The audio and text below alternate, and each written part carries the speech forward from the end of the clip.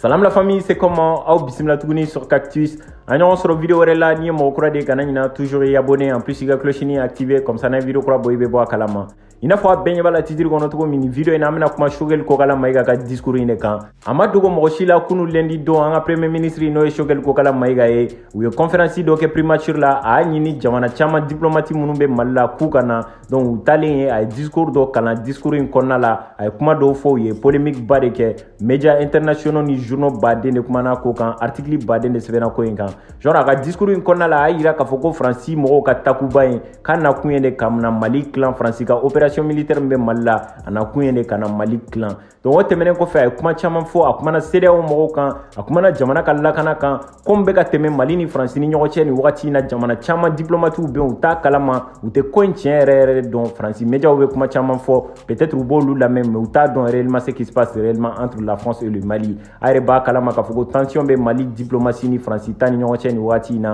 donc amadu mo shila Jean-Yves Le Drian ko te menen ko fe en autorité de la transition mo ya décidé ko ka ambassadeur gen ata France onana nanka to bela donc ka Florence Parly fene déplacer à kata Niger ni wakati na ube ko ka disposition jatemne na soro ko ngo soro su retirer ka bo malla ou 2 semaines de dou yerema donc ambe ko 2 semaines ni de makono antano na soro be ka terrain do ni Afrique pour que ko soro su ta ka bo malla ka tubla Sahel jamana werela donc pour le moment 2 semaines il m'a fait follow na sera na info soro on va vous le faire savoir l'essentiel dans cette vidéo amena kuma shogel ko kala mai ka discours ne kan on va essayer ka betra audio nyana de A à Z kuma kuma français là mais on va directement to dunka na no bamananga donc comme d'habitude il y a une vidéo laisse-moi un petit like pour me donner de la force. C'est parti pour la vidéo.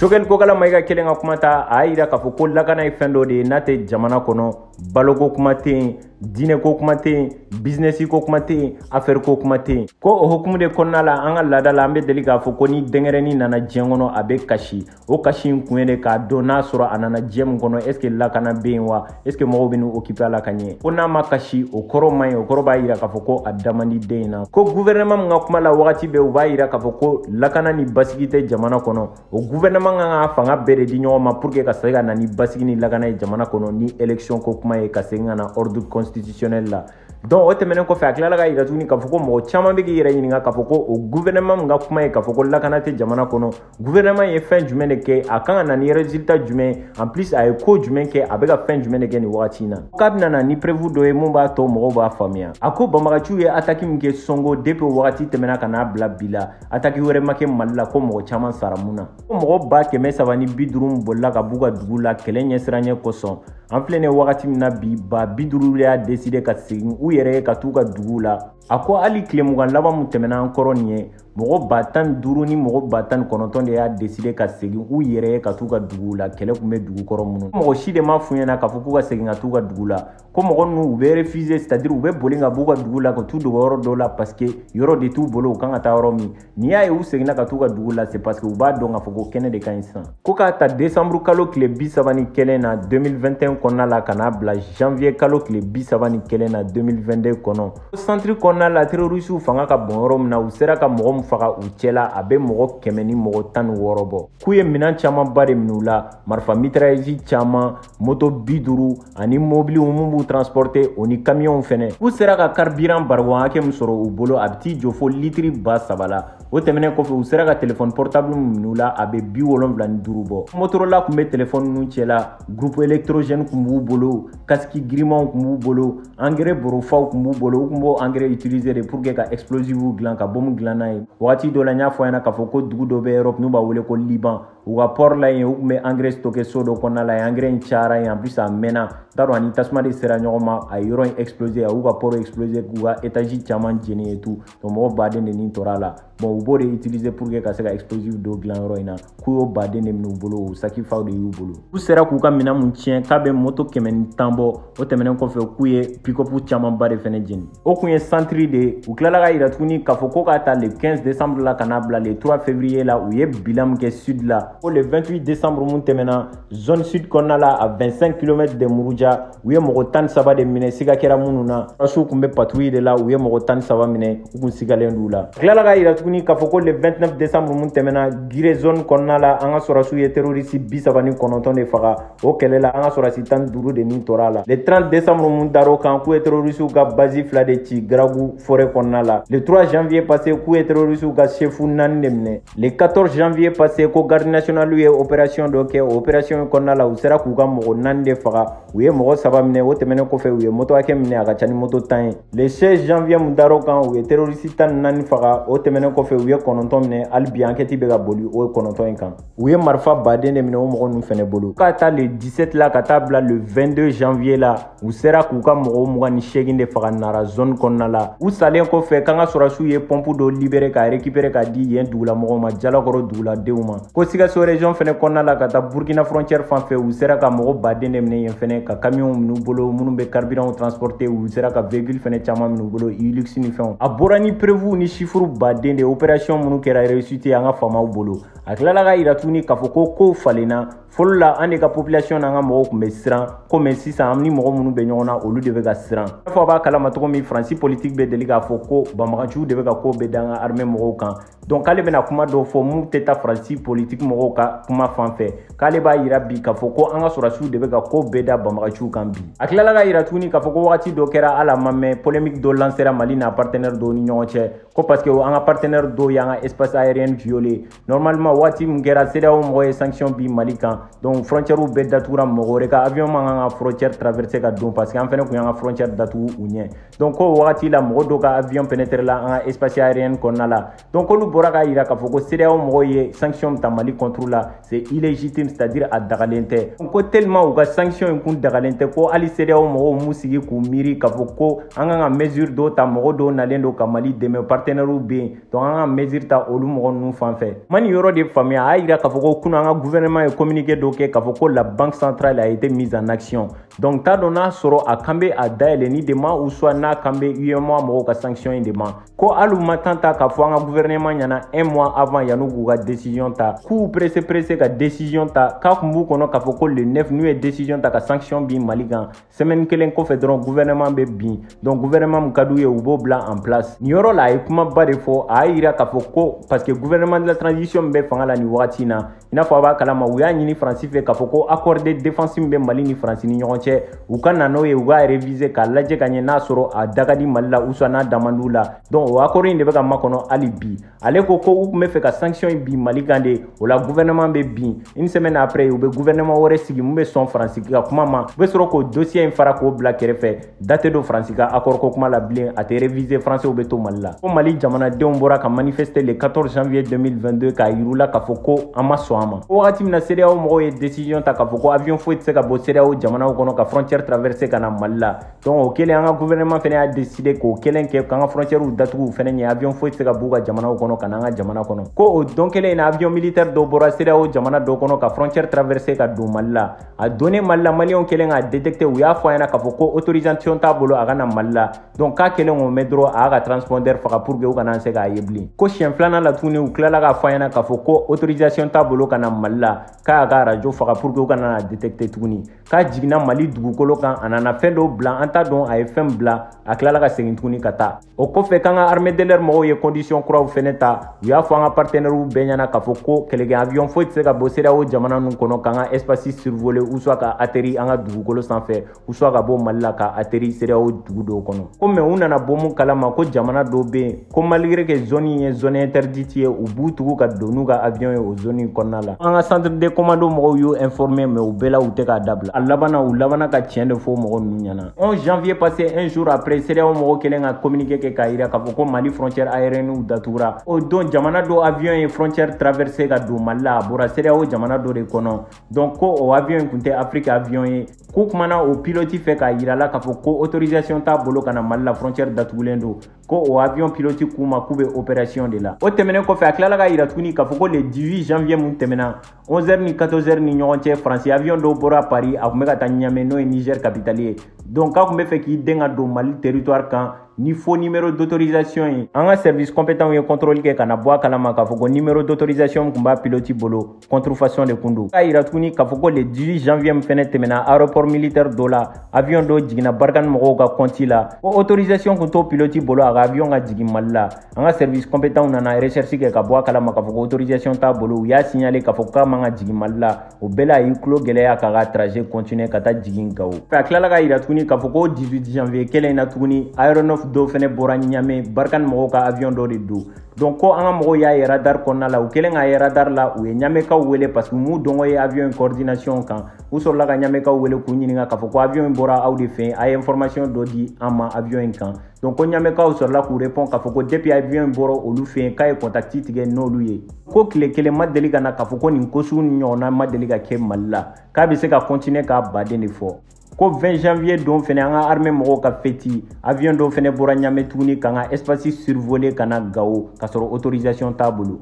k'an ka mɔgɔw kɛlen k'a wele k'a fɔ ɲɛna k'a fɔ ko autorisation t'a bolo ka na Mali la a y'a ka contact tigɛ n'an ka mɔgɔw ye k'a ka sira continuer ka taa a tilala k'a yira tuguni k'a fɔ ko 20 janvier kelen in na tuguni aéronef de Mirage 2 fɛnɛ bɔra Niamey tuguni u kun bɛ ka taa Gao a fɔra olu fɛnɛ ɲɛna k'a fɔ ko autorisation t'u bolo ka na Mali la u tilala k'u ka contact tigɛ n'an ka mɔgɔw ye tuguni k'u ka sira kilen ka t'u ka ci la a ko o 20 janvier kelen in na tuguni a bɛna fɔ u kun bɛ provocation de la ko aéronef A402 de bɔra Niamey genre k'u ɲɛsin Gao ma a fɔra olu fɛnɛ ɲɛna k'a fɔ ko autorisation t'u bolo o bɛɛ la u continuer na n'u ka trajet k'a bɛ se ka continuer k'a baden de fɔ o ɲɔgɔn de bɛ kɛ Mali la kuma bɛɛ nin yɔrɔ de la ne ye miiri quoi n ko a ye diplomatiw bɛɛ wele ka na diplomate bɛɛ b'a ka jamana de représenter donc a bɛna question dɔ de pose k'u n'u ka conscience bila ɲɔgɔn na k'a yir'u la k'a fɔ ko Faransi bɛ ka mun kɛ Mali la c'est pas bien a y'a ka question lamɛn a y'o ɲininka k'a fɔ ko jamana min ka yɛlɛma hɔrɔnya b'a bolo jamana mun bonyalen don jamana min ka yɛlɛma hɔrɔnya b'a bolo k'u yɛrɛ k'u sigi k'u miiri ka nin jateminɛ ko est ce que olu bɛ sɔn ni ɲɔgɔnna dɔ ka k'u olu ka jamana la wa u bɛ nin ko ninnu de kɛ Mali la u bɛ tila k'a fɔ tuguni kan ka sɔn o ma tuguni ko jɔn bɛ sɔn nin ma donc a tilala ka yira tuguni k'a fɔ ko article baden de bɛ u bɛ ka Mali lanɔgɔ ka Mali nɛni k'a fɔ ko illégitime gente illégitime irresponsable et tout donc ko mɔgɔ si de tɛ se k'an na déstabiliser mɔgɔ si tɛ se k'an na hawuja a ko Mali jamana kɔnɔdenw ye mɔgɔbaw de ye wa n ye mɔgɔba siw de ye ko Faransi jamana kɔnɔdenw ani Europe jamana kɔnɔdenw ko Mali teriw de don i n'a fɔ n bɛ deli k'a fɔ cogo min y a pas un sentiment anti-français au Mali mais il y a un sentiment anti-politique français au Mali donc mɔgɔw tɛ k'o de faamuya donc k'u ka population kana don u ka dirigeants ka jeu kɔnɔna la ka k'u kɔnɔ k'a fɔ ko sentiment anti-français de bɛ Mali la ko tɛ Mali la ko malien terikɛ de ye français français terikɛ de ye malien européen terikɛ de ye malien malien terikɛ de ye européen ko mais u ka dirigeants bɛ ka agenda caché min kɛ Mali la o de bɛnnen tɛ malien ma ko agenda caché de b'u bolo Mali la en plus projet caché de b'u bolo Mali la ani u bɛ mun fɔ u ka population ɲɛna u tɛ kelen ye u b'a fɔ k'u bɛ fɛn min na farafinna u bɛ ka ko minnu kɛ farafinna n'u b'o f'u ka population ɲɛna ani u bɛ ka ko min kɛ farafinna u tɛ kelen ye ko 2013 wagati la u kɛlen ka na intervention na Mali la u tile kelen ma f'u ka jamana kɔnɔdenw ɲɛna k'a fɔ k'u bɛ ka na Mali tilan de k'u tile kelen ma f'u ka population mɔgɔw ɲɛna k'a fɔ k'u bɛ ka na Mali diviser ka yɔrɔ dɔ minɛ k'a di terroristes ma u k'u yɛrɛ préparer ko kuma bɛɛ Faransi b'a yira k'a fɔ k'u ka sɔrɔdasi dɔw sara Mali la k'an ma ban o ma ko sɔrɔdasi étranger fɛn fɛn sara Mali la an tile kelen an tɛ kɛ fitiriwale ye u ma u b'a fɔ k'u nana Mali de libérer ko kun jumɛn de y'a to Faransi sɔrɔdasiw selen Mali nord la u y'an ka sɔrɔdasiw interdit k'a fɔ k'u tɛ se ka don nord la ko et pourtant u ka président mun tun bɛ fanga la o wagati la n'o ye François Hollande ye a ka kuma la a y'a yira k'a fɔ k'u ka opération Serval mun bɛ ka na Mali la 2013 wagati la u ka objectif ye saba de ye o ye ka terrorisme kɛlɛ k'a ban pewu ka bɔ Mali la filanan ye jumɛn ye ka Mali territoire bɛɛ minɛ k'a di maliyɛnw ma sabanan ye mun ye ka o ni mɔgɔw ka résolution bila en pratique u y'o de fɔ diɲɛ bɛɛ ɲɛna u y'o de f'u ka jamana kɔnɔdenw ɲɛna ko mais u ka jamana kɔnɔdenw t'a kalama k'a fɔ k'u ka sɔrɔdasiw de nana Mali la ka Mali tilan ka parti dɔw minɛ k'a di terroristes ma u k'u yɛrɛ organiser san fila ka force ta ka na maliyɛnw kama ko mais jamais u t'o fɔ u ka population ɲɛna u bɛ jeune mɔgɔw hakili de ye ko kuma bɛɛ u b'a fɔ k'u ka sɔrɔdasiw sara Mali la ko maliyɛn sɔrɔdasi joli sara Faransi kɛlɛ la ko seconde guerre mondiale wagati la africain baden de tun bɛ Charles de Gaulle kɔfɛ minnu tun bɛ ka Faransi dɛmɛ ka kɛlɛ kɛ pour que ka Faransi ka yɛlɛma hɔrɔnya segin ka d'a ma farafinw de bɔra Afrique yan ka t'u nin di ka Faransi bɔ bolo la 2013 wagati la Faransi ka président François Hollande yɛrɛ de y'a fɔ k'a fɔ ko farafinna ka juru de bɛ Faransi la u y'u joli di pour que ka Faransi bɔ jɔnya la ko bi olu nalen don k'o juru de sara ko kuma bɛɛ olu de bɛ mɔgɔw dala k'a fɔ k'u ka sɔrɔdasiw sara Mali la donc ko américainw ma Faransi bɔ bolo la ko africainw ye Faransi bɔ bolo la hali ko Rusiw ka armée dɔw bɛ yen à l'époque soviétique n'u tun b'u wele ko l'armée rouge donc k'olu ye Europe parti dɔw bɔ bolo la a ye Sogɛl ka stratégie lamɛn a ka kuma kɔnɔna la a y'a yira Faransi la k'a fɔ k'a mago t'u la bilen u bɛ se ka taa ka bɔ Mali la a ye exemple ta Faransi ni Amérique ka cas de kan a yɛrɛ y'a expliquer k'a fɔ ko wagati dɔ kɛra Français tun bɛ bolo la Américains nana ka Faransi bɔ bolo la donc ko Français kɛlen k'a ye k'a fɔ ko kɛnɛ ka ɲi u y'a ɲini Américains fɛ k'u ka taa ko Américains taara u ma kɛ ni kɛlɛ ye u ma nɛni kɛ donc a bɛ fɛ k'a yira de sisan k'a fɔ ko an mago tun bɛ Français la wagati dɔ la u nana u ma se k'an bɔ bolo la an mago t'u la bilen an yɛrɛ bɛ se k'an ka kɛlɛ k'an yɛrɛ ye u ka taa donc u kana n'a kɛ ni kɛlɛ ye ko farafinna sɔrɔdasi minnu taara Faransi bɔ bolo la en 1945 u kɛlen k'u ka droit réclamer ko Français y'u bɛɛ faga an ka fara ka mɔgɔw bila fili la ka gêner mɔgɔw ka sentiment ye k'a yɛrɛ kɛ leçon dibaga ye ko mɔgɔ si tɛ se ka leçon di Mali gouvernement ma tilala ka yira tuguni k'a fɔ ko histoire min bɛ Mali ni Faransi ni ɲɔgɔn cɛ ko bila ko tɛ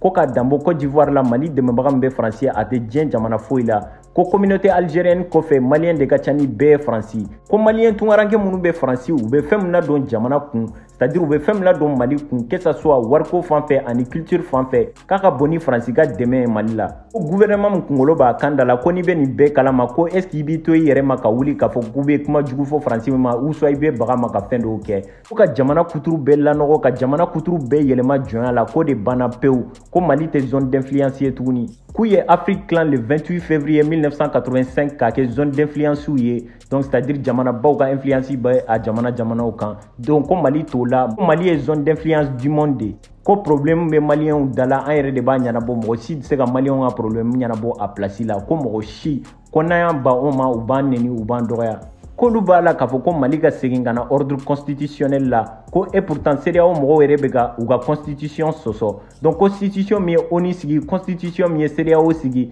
donc o constitution ninnu bɛ ka sɔsɔ olu bɛ fɛ Mali ka segin ka na constitution na o kɔrɔ b'a yira k'a fɔ ko olu bɛ ka fɛn fɔ Mali ma olu ni Mali bɛɛ ye kelen parce que ni maliyɛnw tɛ ka constitution bonya olu yɛrɛ tɛ k'u ka constitution bonya parce que an ka autorités y'a yira k'a fɔ k'u ye sanction min ta Mali contre la c'est illégitime donc mɔgɔ min tɛ se k'a yɛrɛ ka constitution bonya o bɛ se k'a fɔ mɔgɔ wɛrɛ ɲɛna cogo di k'a ka constitution respecter a ko k'u tɛ jamana ka lakana o ni jamanadenw ka lakana k'u t'o falen mɔgɔ si ye ko mɔgɔ min bɛ fɛ k'an dɛmɛ o ka n'an dɛmɛ ko mɔgɔ min ka condition ye de ka continuer ka maliyɛnw faga ko o tigilamɔgɔ an tɛ se ka bɛn ko k'u ka bila u kunna ko foyi t'a ni Faransi population ni ɲɔgɔn cɛ k'a b'a n'u ka gouvernement de cɛ k'u ka gouvernement baarakɛla dɔw de bɛ u yɛrɛ ka agenda politique b'u bolo u b'a essayer ka jamana kɔnɔdenw hakili yɛlɛma ko o politiciens ninnu ka agenda caché b'u yɛrɛ bolo u bɛ fɛ ka Union européenne mɔgɔw latugu u kɔ ko kun jumɛn de y'a to Europe jamana dɔw bɛ ani Amérique jamana dɔw u bannen don G5 Sahel ni Takuba ko ma u yɛrɛ b'a dɔn ko mun dogolen don a kɔfɛ u bɛ ko in tiɲɛ dɔn o de y'a to u bannen don a ma ko a b'u hakili la k'a fɔ ko an fɛnɛ t'a kalama fɛn min dogolen don G5 Sahel ni Takuba kɔfɛ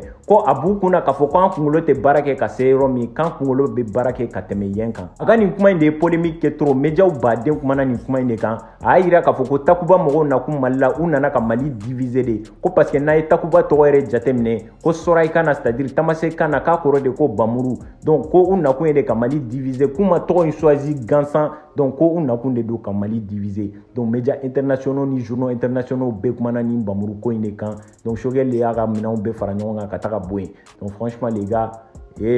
ko in laban fɛn min diyara ne ye trop le fait qu'a ye diplomatiw bɛɛ fara ɲɔgɔn kan ka n'u lasigi parce que n'a jateminɛ a diplomate kelen-kelenna bɛɛ bɛ jamana dɔ de représenter donc n'u taara u ka ambassades la u n'u ka jamana mana kuma u b'a essayer k'a débriefer u ɲɛna situation bɛ ka passer Mali la actuellement donc a bɛ se ka kɛ jamana caman bɛ dogo la u t'a dɔn ce qui se passe au Mali réellement u ko dɔn Mali ma mais u t'a dɔn fɛn min bɛ ka passer Faransi bɛ ka fɛn min manigancé an fɛ yen donc a ka nin discours min bɛ se ka kɛ sababu ye mɔgɔ baden bɛ bɔ a kalama jamana caman bɛ yen u bɛ Faransi ka influence kɔrɔ mais u t'a dɔn fɛn bɛ penser Mali la en plus Faransi bɛ ka fɛn min kɛ Mali la donc n'u taara f'u ka mɔgɔw ɲɛna peut-être u bɛ bɔ a kalama réellement ce qui se passe au Mali ne kɔni fɛ a ka plan ɲɛna trop parce que a nana ni diplomate ninnu ye a diyara ne ye trop tu vois bɛɛ sigilen don k'a lamɛn a ye point bɛɛ souligner en 20 minutes ka point bɛɛ fɛngɛ kuma c'était pertinent en plus le discours était bref c'était pas long et tout tu vois. Alors les gars, c'était tout pour cette vidéo là. Aimez, n'oubliez pas de liker, commenter, partager. On se retrouve sur la vidéo là, c'était Cactus. Prenez soin de vous, à la prochaine.